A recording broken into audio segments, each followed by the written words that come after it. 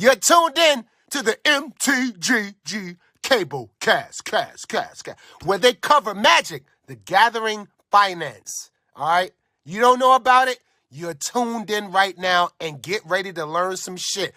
Buckle your seatbelts and light a blunt and get ready for the MtG Cabal cast. Starring Reptar and Thirsty, them onion head motherfuckers. Alrighty, guys, welcome to the newest episode of the Cabalcast. And this week, we're getting into specifics of formats, specifically Standard. Is it happening? How does it happen? Does it happen? We're going to find out. And with that, let's take it away. Yep. So everybody in my LGS that I play Legacy with is excited, as I keep saying, for Standard for stakes, but nobody is coming out to play Standard for no stakes right now. So is Standard happening in my LGS? No.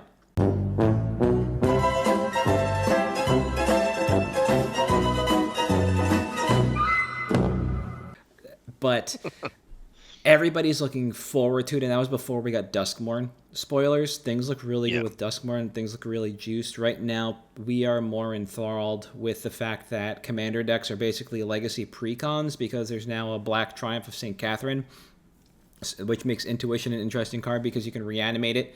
It brings back the next one, which brings back the next one, which brings back the next one, which brings back something else, and you just have like this indomitable board state. And yet again, we see the card reanimate as a problem. So we're all stuck on that because that's just the format we play. We have a local that's playing in Star City RC in October. That is modern, and between now and basically the new year, the only events we really have to look for in the Mid-Atlantic region are either modern or Legacy Vintage with Eternal Weekend. Yeah. There might be some other Star City cons coming up, but I don't think they've announced their formats yet, so it's hard to tell if they'll be Pioneer or Modern. And I have not been solicited to judge anything in the upcoming seasons after mid-October, which will be our Duskmourn Limited RCQ, right? So we're not even hosting a standard RCQ this season. So it looks like, or not this season, but we weren't given the option to. I assume we will, but I don't know what's going to happen. I've been told that Friday nights are primarily Draft and Commander now, and I don't know if that's really going to change if there are no meaningful events for people to compete in. I think those are also just your good standbys. You don't have to worry about seasonality or familiarity because they run themselves, basically. You have to have minimal involvement there, but yeah, I think it's, we're seeing a lot more turnout here for it, but the Midwest is starved for big events, so people come out for less. Yep. Which is fair. Like, I see the same people all the time for Modern and Pioneer. They come out. It's the RCQ grind. I assume if it swaps over to Standard, I'll see them too, and then we'll kind of see that mentality shine forth again, which is just people are grinding to try and get on the train, but right now there's no reason for those grinders to be playing Standard, so why would they? Yeah. Moreover, are we really going to get people to translate from Arena and Moda, where people are playing Standard, to Paper? Like, the majority of the events that we're really seeing are on Arena, so people have got to move back into Paper collections. Like, yes, sure, the rotation just happened, which makes it easier. You don't have to worry about the land bases as much. The land bases are pretty cheap right now. No Boseiju, no Odawara, no Triumphs in the format, and those were like $50, $30, and $10 respectively. Like, everything is, I think, somewhere between 1 and 5, unless it's Fountain Pool. That sounds about right, yeah. Maybe one other, but it's not played in Standard. It's, I think the Mycosynth Gardens is still pretty expensive. Oh, yeah. Cavern of Souls. Like, that's it. Which means Standard is, generally speaking, pretty accessible when that's the case. When the land bases are accessible, Standard is accessible. Yep. And I'm excited for it. I just really have yet to see anything happen. I mean, people have been praising Rakdos Lizards as a good deck. Like, yeah. Cool. Interesting type. I think it's dope that we get Lizard support finally, but we've had that's about we've had Vaishino for how long? Yeah, right? with minimal support. They deserve credit. No, like it's interesting because we've actually had some people come out that are more, this last Friday we had 3 people show up asking about Standard, which has literally never happened. Yeah. And I think a lot of stores locally, they're starting to pick up Standard, because more people are coming out for it. But it's kind of interesting because, like you touched on, it's not your grinders. It's not the RCQ scene. It's just casual players that are wanting to get out and play standard at an LGS, which feels incredibly good, obviously, but also incredibly strange because they're not, like, they're effectively invisibles to us. And I don't know if they're going to come back again after last week or not, but it'll be interesting to see, because if this does lead to more engagement, great. But as far as like excitement for the singles, it's affordable. It's a good casual way to get people in. And I think that was always the point of standard, right? Yeah. It was get people in with the cards they have affordably. And I think standard for stakes might kind of get more casual people into it on like a large scale, but I don't think it's going to engage more people in the grind unless there's something bigger than what we have right now. Yeah, I feel that. So my LGS right now, I was just thinking about it as you were talking, has 5 days a week mapped out. Yeah. There's Commander every night behind the scenes, but they're filling fire pods of 4. Yeah. So that doesn't count. Monday is Legacy, Tuesday is Modern, Wednesday is Draft, Thursday is the dedicated Commander night, and Friday is supposed to be Standard, but without Standard, they filled it with Draft, and they've been looking to get people to come back, or for a while they were trying to make it a more competitive Modern night, so that there were actually 3 Modern nights in the area. Tuesday at our store, Thursday at a store about half an hour up the road, and then Friday back at my store, but that didn't really pan out either. So they've effectively abandoned Standard in favor of a secondary Draft night, and that has kind of co-opted Wednesday to be like the goofy format night. So a poll this week was for Draft on Wednesday that included Unfinity, for instance. Naturally, yeah. Yeah, I think last Wednesday or the Wednesday before was Lord of the Rings. And so Friday is like the standard night. Or sorry, the standard set Draft night. That leaves a gap in the schedule. That leaves no gap in the schedule for standard. So if people want to come back, they can shift things around to standard set Draft on Wednesday, standard on Friday. But without the demand, there's no reason to shift. It's not like the store doesn't stock singles. The cases are flush. Like things go out. We're out of Mockingbirds, for instance, have been for a while. 2 weeks ago, I bought my set of Valley Flood Callers, and I think those are gone from the case now. The impactful raccoons, the mono green ones, are slowly drifting from the case.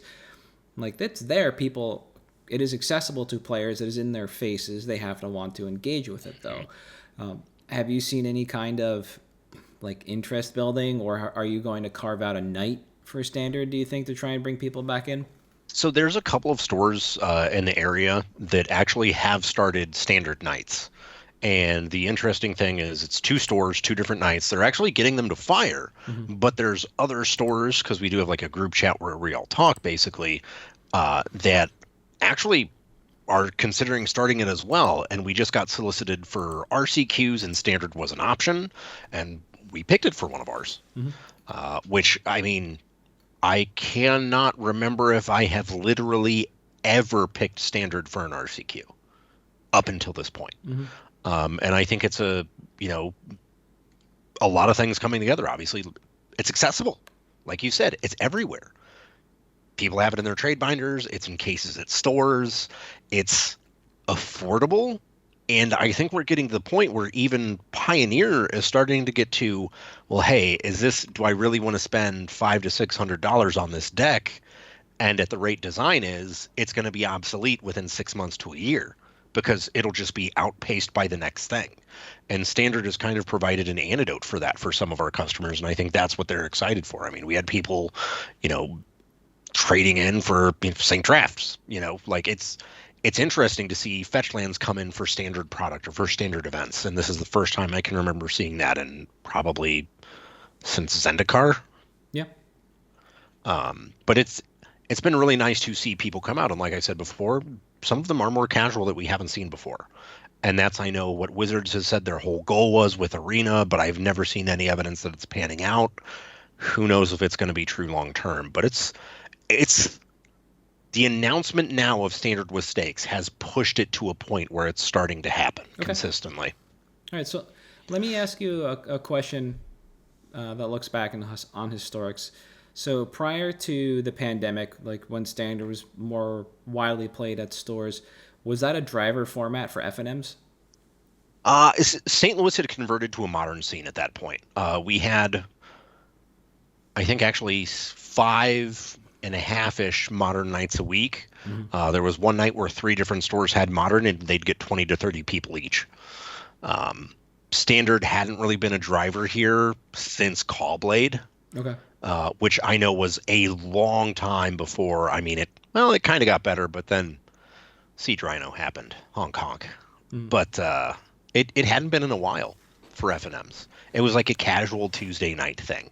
Okay. That was just to try to get people into play on a night that you were otherwise dead. Yeah. Is what most shops used it for. Okay. Yeah, which is interesting because for me that was the premier format for FNMs and most events in region in New England. You were generally driving out to play either standard more often than not or modern here and there, depending on what the PPTQ format was. Because the same thing as the RCQ, it's the queuing system. You can either choose the constructed format or sealed. Yeah. Because that was the Pro Tour you were queuing into, and at that point in time, Pioneer hadn't really caught on. We were dancing around Frontier or whatever it was as the fan-made format. So for us, Standard was definitely a driver and had been for a while, and a lot of that kind of came from like socioeconomic reasons because it was just easier to buy into those formats. They were cheaper, and players generally had to turn their expensive cards around for X, Y, or Z before they rotated, and that would allow them to either upcycle into more standard because the cards were cheaper or hold off and buy back in later, never really being able to buy back into modern. And this is after the Modern Horizons 2, Modern Horizons 3, and the reprint of those, not 3, sorry, Modern Masters 2, Modern Horizons 2, and the reprint of the Zendikar Fetchlands. So Tarn was no longer a $100 card. Yeah, those were the days. Yep. That was a blocker for me for Modern for a while, honestly. When we only had the Zendikar fetches and not the Onslaught ones. That was a huge pain in the ass. But it made a lot of New England very much a standard kind of, put in a standard kind of state because that was the most accessible format. And then you just had your old heads playing Legacy and Vintage because, they were playing when Magic was born, basically. Yeah. And they never sold Never got rid of it. Yeah. Yeah. That's why LobsterCon happens there every year. It's just those guys. Same people. Yeah. So not seeing standard as a driver format or a driving format seems like a little bit of a problem and definitely a hump that has to get over. We at both like as a game and then as a locality. I don't know what the standard scene was like here prior to pandemic. I didn't know anybody down here really, and anybody that I ended up making friends with, honestly, were primarily Legacy players as far as I know. They play Modern because it's another format to play and it's competitive, and they were trying to get on the train, and now that they're several years older and several years, I'll put the word wiser here in quotes, they're no longer looking to live that grind, and they want to have more fun with the experience around the events. So while standard events can be appealing, it generally means if you're going to travel to one of these events now that we're going to see from Star City, they're going to be 2-day grinds. Is that really where you want to be? Or do you want to go out with a couple people who might grind but end up just playing sides and stuff yourself? That's where a lot of people around me are right now. We do have some grinders that we'll definitely travel with, but it's not like where the rest of us want to be necessarily. Like the Spotlight series being standard is fantastic for the game overall, but I don't think a lot of the locals that I know are going to transition. And the more I hang out at my LGS, the more Commander players I see, and the fewer like Modern players I see as well. Yeah, and I think that's been a general trend for us region-wise for, since pre-pandemic almost. And obviously, Wizards' product design team backs that up. The concern they care about a 100-card singleton format as opposed to all the others also backs that up. And it's been kind of interesting now to see, for us, the opposite, where we are starting to get interest in this and have people care. And I assume that this is basically the first decision that Huey was able to make on his own once he was in his new position. Yep. Because this is a step back towards that, which is something he promised. So, hey, hopefully it's good. Hopefully we can get back to that, but I think it's still a very, at this point, Standard, even with the Spotlight series, is still a very, like, your region has to buy into it, because they're not, it's back, but I don't know if it's going to be back long term, kind of thing. Okay. So are you taking that stance based on your view as somebody on the outside of the game looking in, or more from a shop perspective? I think more from a shop perspective. I think outside looking in, Standard has every reason to be back. It's healthy for once. It's very diverse. It's accessible. There's stakes. You can play it on Arena. I hate to use that, but as an LGS, I feel like, Wizards has burned the LGS way too much at this point to put too much faith in their good decision making. Yep. And I think, as much as Standard may be back as a store, I'd rather just keep trucking with Modern, Pioneer, and Commander that I already have an entrenched player base for, that I don't have to do extra marketing for. And I don't know if the Spotlight series is enough marketing on Wizards' part to keep it back long term. Okay. Because, shit, you remember the energy meta? That was terrible. Yep, yeah. Everything started with Force Smuggler's Copter, and if it didn't, you were trying to play the terrible Terminate. Yeah. Unlicensed Disintegration or whatever it was to take care of the Copter. That was basically it. Terrible Terminate is the best name for that card. It's bad Terminate. No, I like that viewpoint. For me as a player looking at this, from the outside looking in, I think somebody who's been with the game long enough, the only concern I have is that the power level on Duskmourn on some of the cards does look a little high. Yeah. And my concern is, and I don't think we have the full set yet at time of recording. I think we either get it tomorrow or early next week. Let me see. Well, 265. Tomorrow might be today. No. We might have finished by end of day. So I'll have to go through this and take a look. But if the entirety of the set is like a notch above, then we're going to see a set that is going to shape Standard around it, and that doesn't always work out well for Standard on the whole. No. So my concern is that you bring the Spotlight series, or you announce the Spotlight series. We didn't bring it back. We just announced it. You announce the Spotlight series. You announce the game focuses on Standard, your premier constructed format, the easiest one for players to buy into, to maintain, and the easiest one for them to compete in and understand. Cool. If their experience is a bunch of flatline sets that basically are highlighted by Atraxa, and then Duskmourn, you have this really weird power disparity between everything that's currently in Standard, and you could run into the situation with the rotation that you ran into with not Aether Revolt, Kaladesh. Yeah. Where Aether Revolt was supposed to rotate, and then Kaladesh started the new Standard at a lower power level.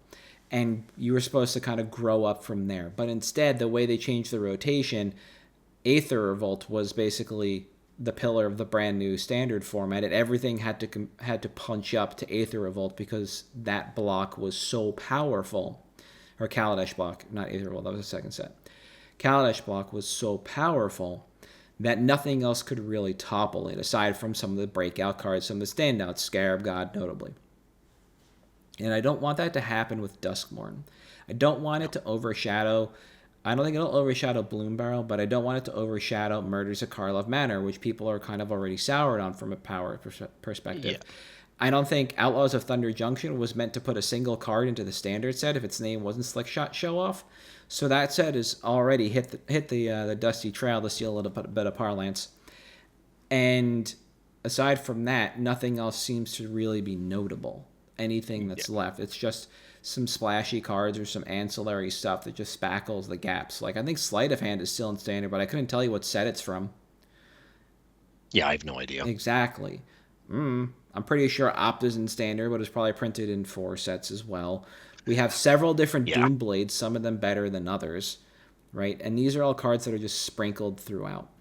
And my concern is that we just lose a lot of these other sets with Duskmourn, and we just hit such a high that unless we ratchet it again and we basically go from like Onslaught standard into Mirrodin standard, that if we don't go directly into like Ravnica standard, that people are going to become disinterested with things and they're going to fade because their new cards aren't as good as the old cards. The problem with Kamigawa block wasn't the design from top to bottom. It was the fact that it had to compete with Mirrodin block. And it was an artifact block, which was so we had Saga block, Mirrodin block again, and then Mirrodin block again. No, Kaladesh. Oh yeah, Kaladesh. And then Mirrodin block again. It felt just like Mirrodin though.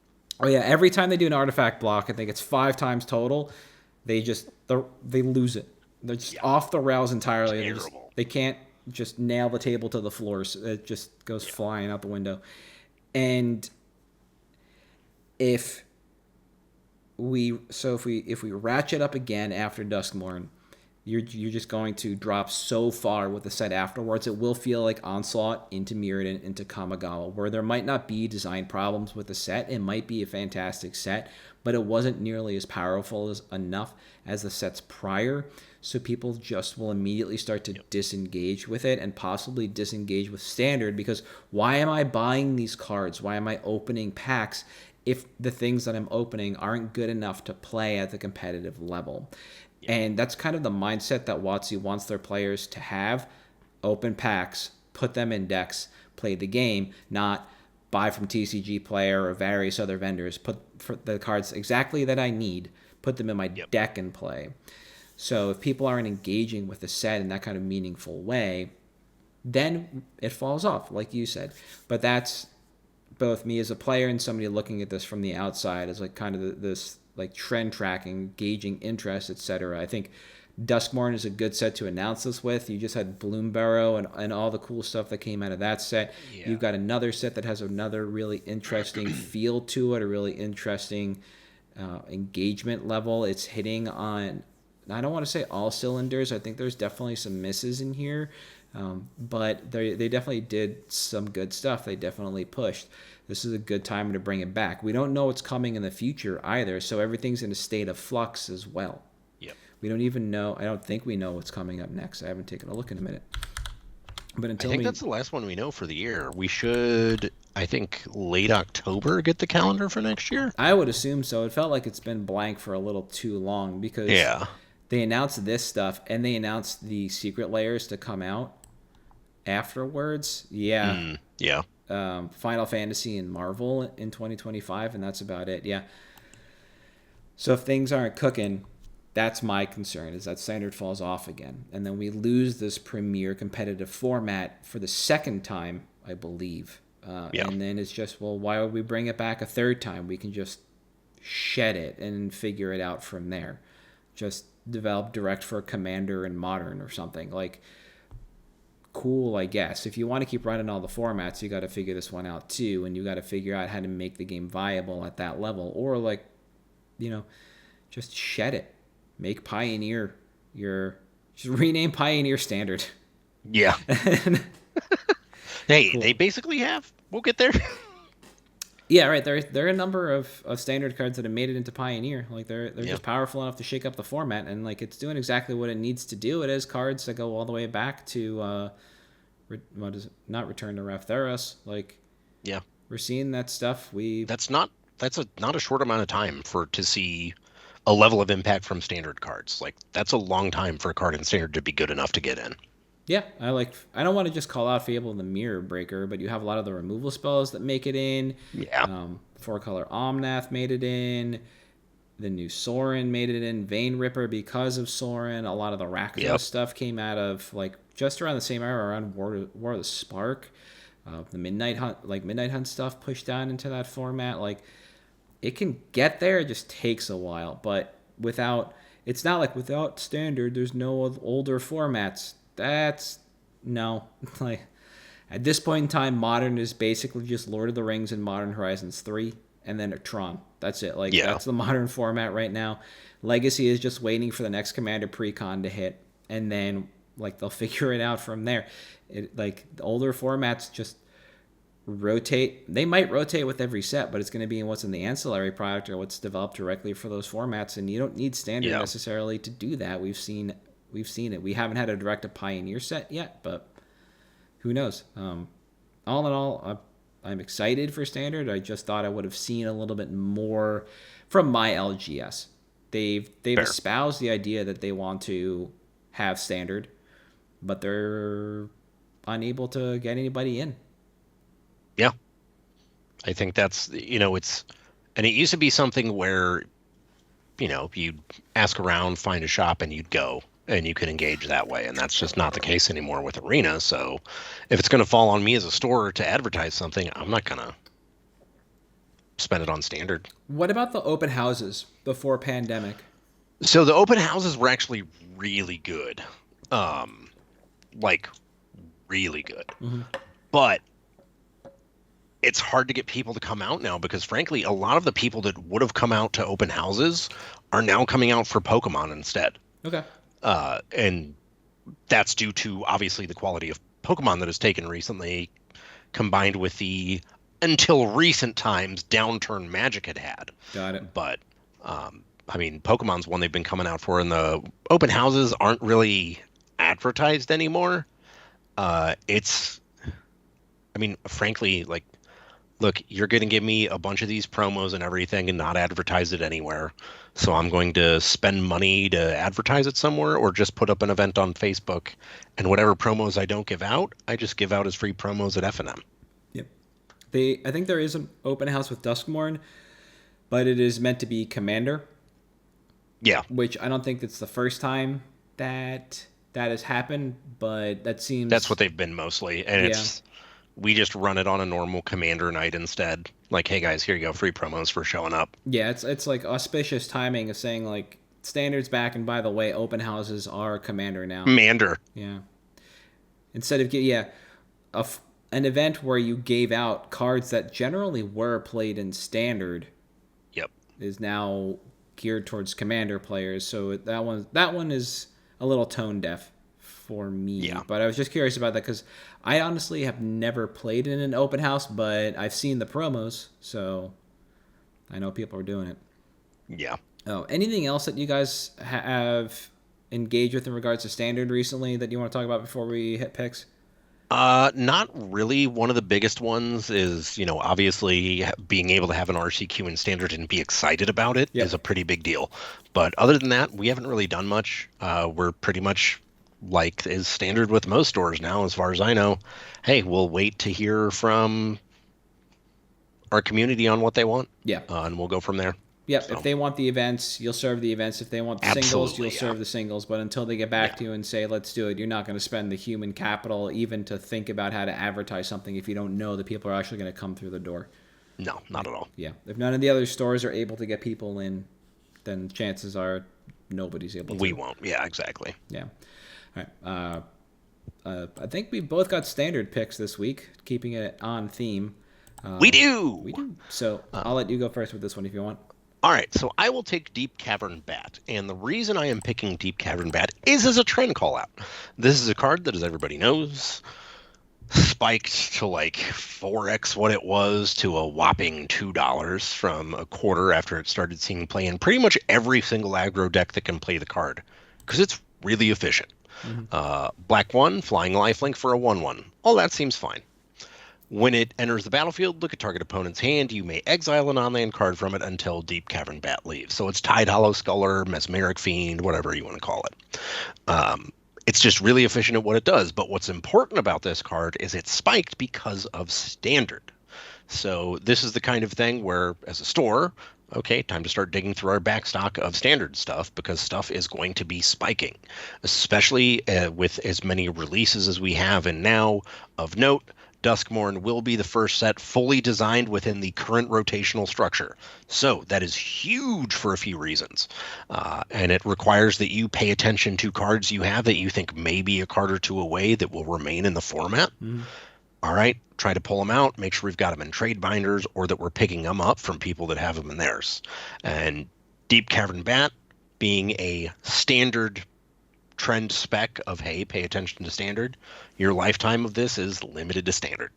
That's when you're going to have to do it. But it's time now. If standard is starting to happen in your area, obviously not for you, but if you're starting to hear shops are considering it, you're starting to hear there's more turnout for it, okay, now we have to pay attention to it, which is something we haven't had to do for quite some time. Shit, like 5 years, basically. So I wanted to call it out because it is something that, honestly, when I saw like common as like 4x overnight, I was like, what the hell is going on? Where couldn't find it anywhere until I looked at the one place I never expected to look again, and that was standard.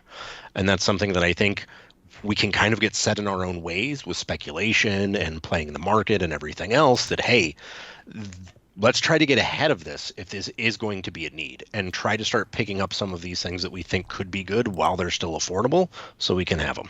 Yep, that makes sense.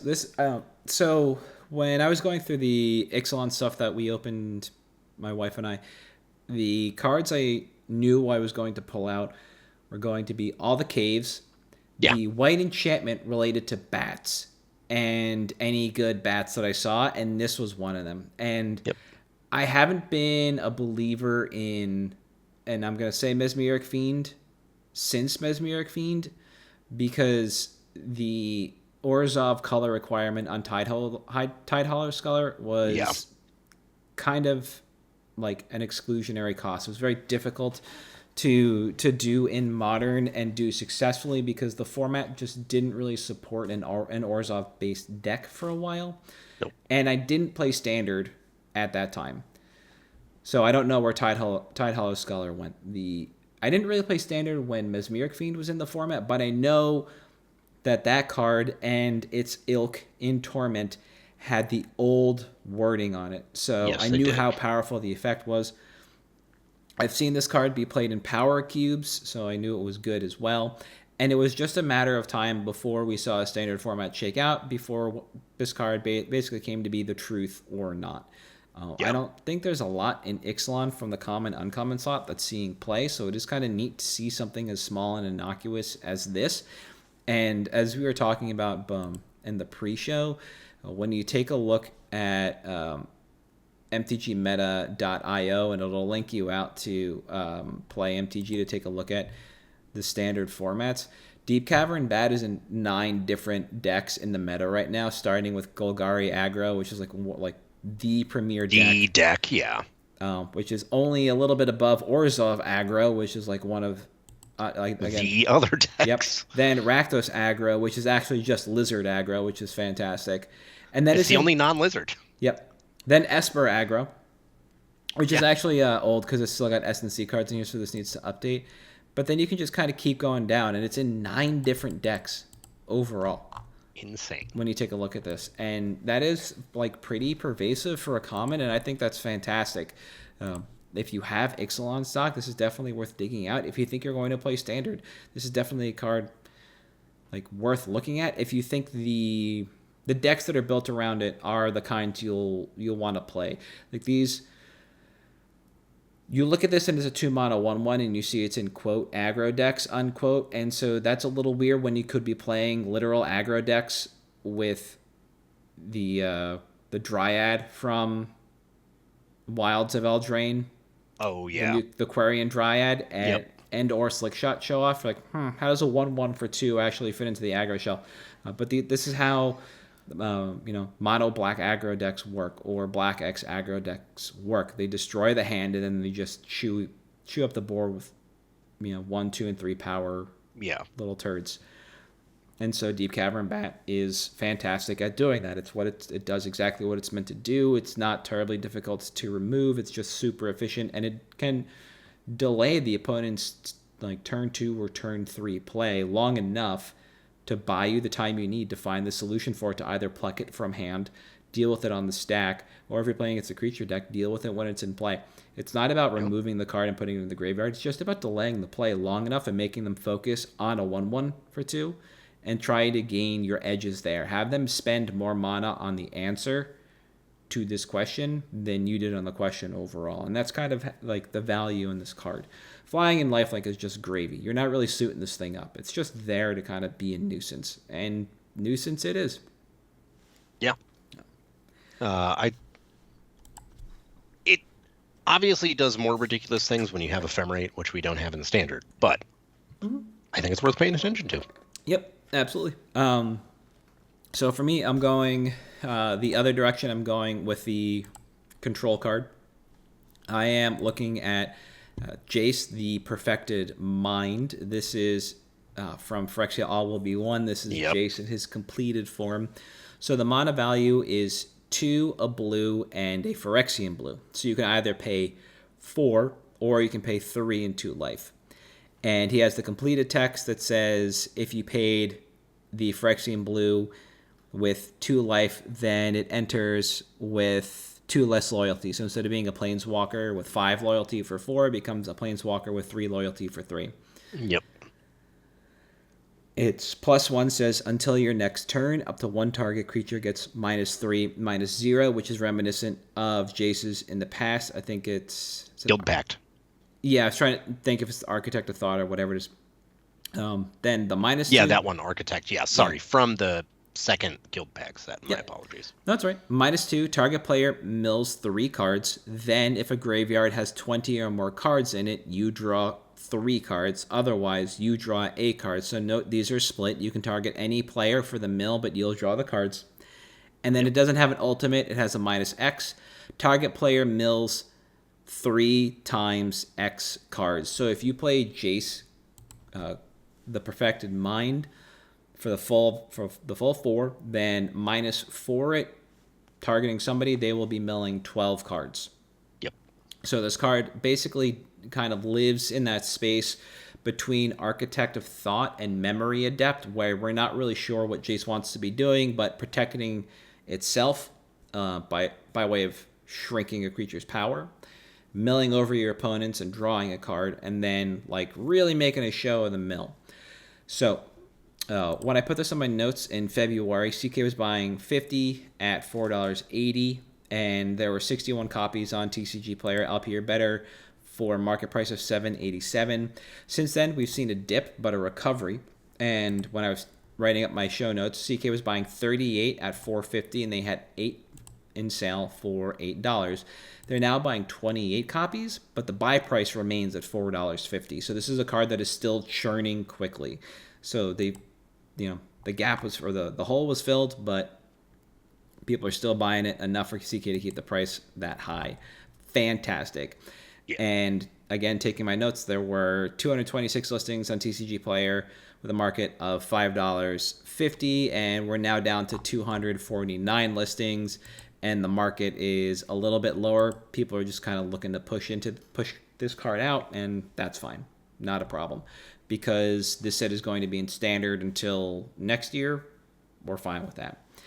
Now, from a commander standpoint, what does this card want to do? Basically, it is just general mills. That's all we're doing. Or we just run it over the library. Good pun. Thank you. Breaking these down into the 2 different formats, starting with commander. This is the by count highest played Planeswalker in the overall mill theme, according to Rec, and I'll link to that in the show notes. Though this doesn't seem to kind of play in the self-mill theme, according to Rec, which seems a bit odd, as both the minus and the ultimate can target any player at the table, meaning yourself. So you can just zero out your library and win with Thoracle. It plays well in the mill decks, as though those decks can be kind of slow and plodding, as you have to basically deal 2.5 times more damage to each player when targeting their library. 40 life versus 100 cards is the calculation, and then that extrapolates to 120 damage or 300 cards to take out an entire pod, and that takes time. So plussing this into a large quote alt unquote seems very possible, especially when you combine it with something like Bruvac the Grandiloquent, with doubles the mill amount. The game ends pretty quickly from there. One of the other popular mill commanders that you'll see this pair with, and we talked about this a while ago, is from the same set, Techathal, Inquiry Dominus. I thought this was going to be one of the breakout cards. It says if you would proliferate twice instead. So basically you can just pump up Jace and X somebody out of the game, because as we all know, X gonna give it to you. And R.I.P. That's true. Pour one out. There are a few commanders that lean into casting cards from your opponent's graveyards that were milled over this turn, like Captain Nagrathod. Whatever, the squid. And, the squid. Cthulhu. Exactly. Zill Insanity Flare. Both these cards only look at what was put into the graveyard this turn, so they are fairly relevant when it comes to milling out target player, i.e. target opponent. We also see some kind of ticky-tacky stuff like Grolnok, the Omnivore, that wants you to mill yourself, so you can cast your cards from exile. But combined, these kinds of commanders don't add up to the totals you see when you just look at dedicated mill them out strategies. And that's honestly perfectly fine. The casual player mentality we want to see using this card is that just playing the mill deck. They want to deal, 120 damage to the table. They don't have a problem doing that. They're going to enjoy playing that slow game. If it were just the ticky-tacky stuff that I mentioned, then we wouldn't be looking at this as a spec. But because mill is very much a kitchen table kind of game plan, here we are. We're talking about this from a commander standpoint. When we look at standard, at 3 mana, the -3 effect to stem the -3, -0 effect to stem the bleeding from mid-range to tempo decks in the format is pretty decent. You can target that Slick Shot Show Off and hopefully not take any damage from it. Maybe line up a couple blockers. Great. The -2 can also help close out longer games where you target your opponent for the mill while you get the draw effect, so you can kind of mill out the control player. In a mirror for Jace, basically it's going to help by milling over threats to help extend the game against mid-range and aggro decks. And it just kind of helps bridge the gap in a lot of those, reduces the threat count, and similarly lets you mop up with a Sunfall after they stall out. Although when it comes to standard, the ultimate is fairly irrelevant. The deck this goes in is one I continue to talk about as being the best deck in standard, and it is the domain control deck now. It is no longer like 4 or 5 color Reanimator. It's no longer domain ramp. It is domain control.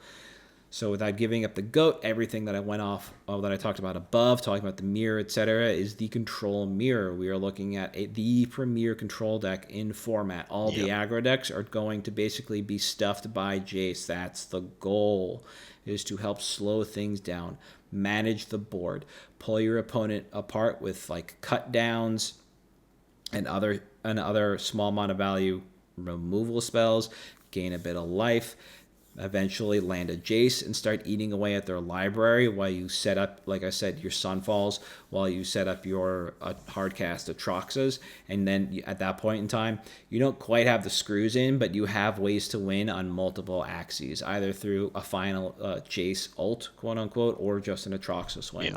Call it a day. When it comes to timeline, the first thing of note is, again, that this card is legal and standard until late 2025. And when you go through all the listings on TCG Player or better, when I was taking my notes, there were only 338 copies of the set version in stock. Pure and simple. There were 5 pages, I think. Let's see, when you sort at 50 or more. When you sort at 50 vendors per page. On the first page of listings, there was one anchor. It was Tarkin's Cards. And their anchor was 20 copies at $5.52. On page 3, we finally hit the second anchor. Card Academy with 19 copies at $7.57. On pages 4 and 5, there were no anchors. No anchors big enough to keep the price down. So once this starts going, once these 339 copies get started to be nibbled at, nothing about this card is coming back. Maybe not until rotation. But from the way this looks in Commander, this does look like a card that's being sourced by Commander players. This averages about 8 copies a day in terms of sales for LP and near mint. So we're looking to sell through quantity in under 2 months' time. But if we're looking to turn a profit on these, we should be buying out the copies priced under the Card Academy and relisting them for anywhere above them for a 20 to 40% markup. So again, Card Academy is selling at $7.57. So basically buying anything on page 1 and page 2 to relist above them or right around there will net you a 20 to 40% profit. And I think that's perfectly fine for this card. I don't think this is a $15 Planeswalker. This is probably somewhere in the 8 to 10 range. So if we're buying it at $5 and flipping it for that $8 to $10, that is, again, like well over 40% profit margin.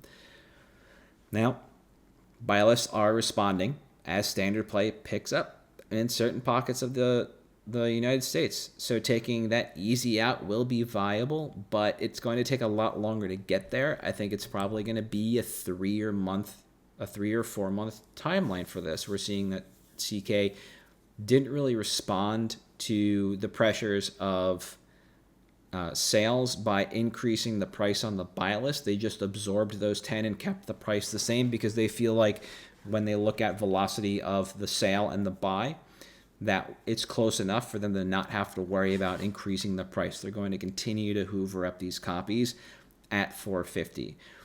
And only when people stop selling them will they raise the price. However, the free market is the free market, and people will continue to buy these until they no longer need them. And it doesn't look like that's going to happen anytime soon. It's just going to take a while. Now, the reprint equity on this card seems silly because we're talking about a completed Planeswalker. And so that seems extremely low unless we have the exact same kind of reckoning in the story again in the future. Or WotC just thinks Phyrexian Mana would be a fun thing to throw into a random commander deck, and that seems suspect. Or, God forbid, a Modern Horizons set. Yeah, again, right?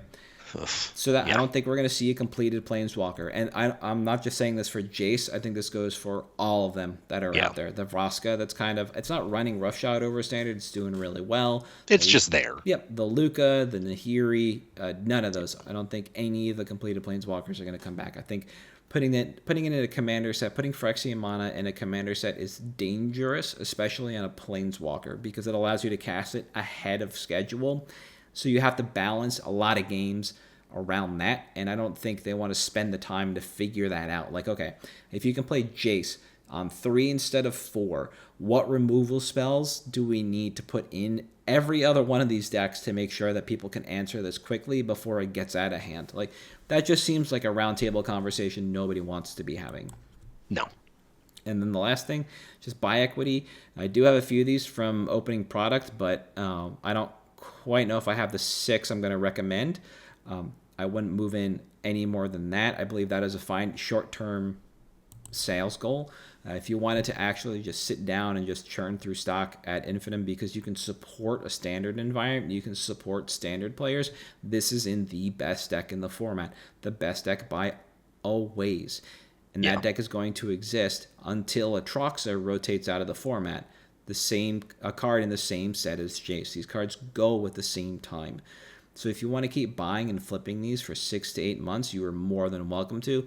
But if you can't support standard players immediately, I wouldn't move in past 6. It seems a little bit dicey, especially based on the sales velo of about 8 copies a day. So that's my card for this week. Yeah, I like it a lot. I think the biggest thing here is, and you touched on it, is the reprint equity is absurdly low on this card. Like, absurdly. It's literally Secret Lair or bust, I guess. And that's all I know of, really. we've seen like Gutshot and Mutagenic Growth come back in Modern Horizon sets, but those cards are meant to be release valves for other things that are going on inside the draft set. I don't think we've ever seen like I like to think of certain things inside Magic as questions and answers, and Mutagenic Growth and Gutshot are answers. Jace is a question, and I don't think we've seen a question with using Phyrexian mana in a Modern Horizon set, to my memory. We've seen the answers, but not the questions. Yeah, and that's I think that's what they've made it a priority to reprint. And I don't see that happening with this card anywhere. The other thing I really like about it is it fits in with one of the most eternal themes in casual Commander ever. Mill. Yeah. Unironically, one of the best decks during Nadu's run over Modern was Dimir Mill, or Mono Blue Mill. There's something to be said about being able to cast not Surgical Extraction, but specifically the other one with Split Second. Yeah. So I can't remember what it's called, but I know what you're talking about. Yeah. Yeah, because you didn't want to give your opponent the opportunity to your Nadu opponent the opportunity to respond to you surgically extracting the Nadu from the deck. Yeah. So you played the one with Split Second. Yeah. A lot of decisions were made around that deck for once it was truly competitive and not just in we're going long because I'm playing the control deck and I need a way to finish the game kind of fashion, or not as a combo thing with Painter Servant Grindstone. We're looking at a group of players that were extremely happy when Millstone got keyworded. Yes. Right. And for that, we applaud you. But yeah, Jace has been something I've been following around for a while. I was I don't want to say excited, but I was very surprised to see it spike over $10 back in March. Now, one kind of took me by surprise because we weren't seeing a lot of standard play. Not a lot was going on. We didn't have anything on the horizon. Nothing was really coming up. Star City obviously has not been hosting standard events.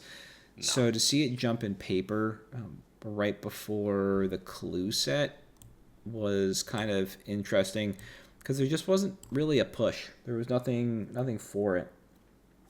But it's right around there.